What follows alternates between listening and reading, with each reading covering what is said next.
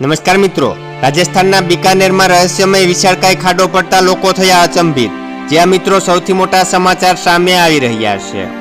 મળતી વિગતોની વાત કરીએ તો થોડા દિવસ પહેલા રાજસ્થાનના બીકાનેર જિલ્લામાં સહજરાસર ગામમાં આશરે 1.5 વીઘા જમીન ધસી પડી હતી ને 200 ફૂટ ઊંડો ખાડો થઈ ગયો હતો।